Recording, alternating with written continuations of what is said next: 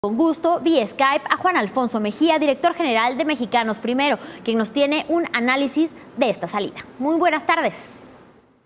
¿Cómo estás, querida Elena? Un gusto saludarte a ti y a Financiero Bloomberg. Buenas tardes. Igualmente, un gusto para nosotros tenerte aquí en este programa. Te preguntaría primero, ¿cuál es el balance que ustedes hacen del paso de Nuño por la SEP en estos años en los que estuvo al frente, sobre todo durante el conflicto con la CENTE y también pues, la implementación del modelo educativo y de la reforma educativa en una primera instancia?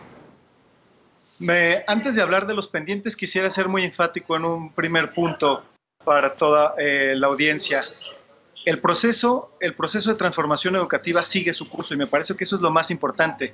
El hoy exsecretario Nuño llegó en un momento donde políticas públicas ya estaban en marcha y otras estaban atoradas, y el hoy exsecretario deja la Secretaría de Educación Pública con algunas políticas igual que se lograron implementar y otras que siguen en marcha. Pero creo que el mensaje más importante que hay aquí es que el proceso de transformación educativa es eso es un proceso, primero. Segundo, hay avances y es importante reconocerlos. El tema de la nómina es un gran avance. De 2009 a 2015 encontramos una reducción de 84% en las irregularidades, de acuerdo con la Auditoría Superior de la Federación, y creo que es importante reconocerlo. Como también el hecho de que al momento en que llega el secretario Nuño a su cargo, en ese momento estaba entrampado el tema del modelo educativo, se habían comido los plazos legales y hoy se va, y si bien es cierto, hay que concentrarnos ahora en la implementación de dicho modelo, lo cierto es que el modelo va en marcha. Dicho esto, habría que ser muy claro también. Existen pendientes muy claros que tendrán que ver con medir también al nuevo titular, medir sin duda a los que se van, pero sobre todo a la administración. Te digo y te menciono algunos y profundizamos sobre los que tú desees. La evaluación que tiene que ver con el desempeño docente por un lado y la que tiene que ver por el aprendizaje por otro. En ambos rubros, desempeño docente como aprendizaje, en ambos rubros se perdió el ritmo. En el caso del desempeño se llegó a perder hasta 76% del ritmo con el desempeño docente, y en el caso de los alumnos con evaluaciones como Planea, simplemente no se respetó el calendario que tenía un expediente técnico muy consolidado de parte del INEE en 2015 y que daba cuenta de cuáles eran las distintas evaluaciones que se tenían que seguir hacia adelante, y se violentaron dichos procesos.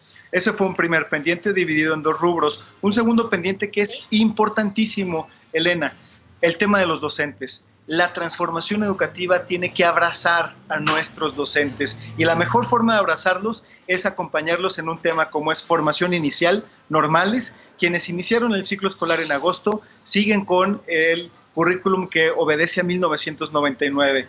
Este proceso de las normales se anunció que ya estaba listo. Lo cierto es que todavía no sucede en las normales y que viene tarde, de acuerdo a los procesos legales, por lo menos 2 años. Entonces, formación inicial, formación continua. La formación continua no está siendo pertinente, y eso lo dicen datos como TALIS, que es un documento comparativo de la OCDE, pero también te lo están diciendo distintos maestros, directores, que lo que quieren es formarse en cursos y programas que tengan que ver con pertinencia, y será muy importante darle seguimiento a lo que les hace falta a nuestros docentes y directores en sus comunidades de aprendizaje, en sus aulas. Y un tercer punto que es fundamental, las tutorías. Tenemos por lo menos solamente, mejor dicho, 36% de aquellos docentes que ingresaron en el año 2016, de acuerdo con el INEE, son los únicos que han recibido una tutoría. Fuera de ellos, todos los demás están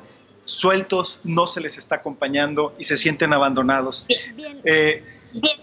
Sí, dime. Juan, te preguntaría, ¿cuáles entonces fueron sus aciertos? Quizá podríamos hablar del modelo educativo, quizá la propuesta curricular. ¿Algo de eso sirvió realmente para poner en el centro de este sistema educativo, como él insistió en varias ocasiones, a los niños, a los estudiantes, y también para devolverle lo que él llamaba la rectoría del Estado, de la educación más bien, al Estado?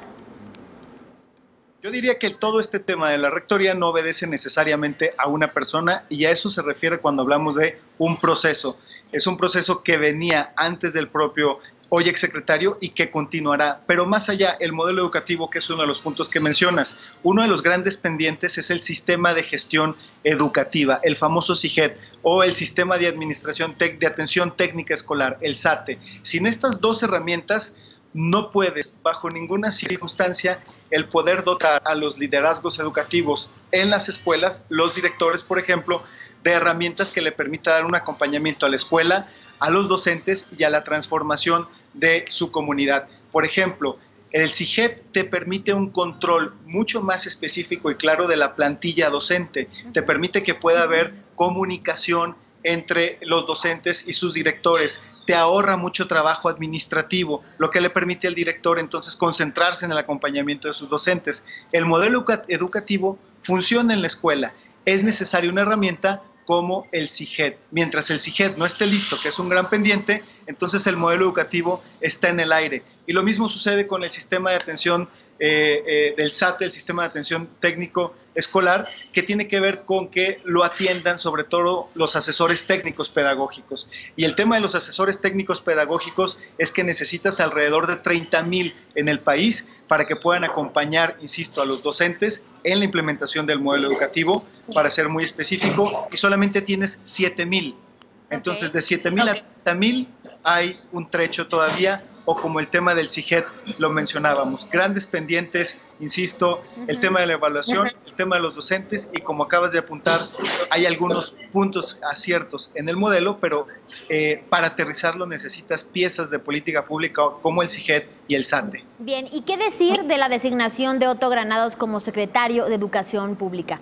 Él tiene la capacidad de poder seguir llevando este proceso de transformación que tú señalas de manera muy acertada como necesario para que realmente la educación en México pueda avanzar. Mira, yo creo que esta pregunta, si él está capacitado o no, lo dirá el hoy titular del escritorio de Vasconcelos. Pero hay un punto fundamental. Desde la sociedad civil estaremos muy atentos al tema del monitoreo, del seguimiento y del ajuste, porque es muy importante ajustar. Dicho esto, recupero la pregunta. Es un funcionario, sin duda, capaz y con experiencia en el servicio público. Pero ahora el tema será que esa capacidad y que esa experiencia del servicio público veamos que esté específicamente centrada y concentrada en el interés supremo que tiene la niñez y la juventud a favor del derecho a aprender en México. Y eso es donde va a estar y donde será medido el nuevo titular y la administración, y que no haya ningún otro tipo de intereses, para ser claros, electorales, mucho más que el interés supremo, insisto, de la niñez y la juventud en México. Así es. Bueno, pues te agradecemos muchísimo por estar con nosotros y estaremos al pendiente de este desarrollo, de esta nueva administración de Otto Granados, y de que realmente se supere este rezago educativo que todavía vivimos en el país después de la implementación de la reforma educativa. Muchísimas gracias por tu análisis. Así es, Elena, de auditorio, y sobre todo, hoy el tema es la implementación, y la implementación sucede en lo local. Así es que la elección presidencial no es más que un distractor. Muchísimas gracias. Muchas gracias a ti, Juan. Que tengas muy buena tarde.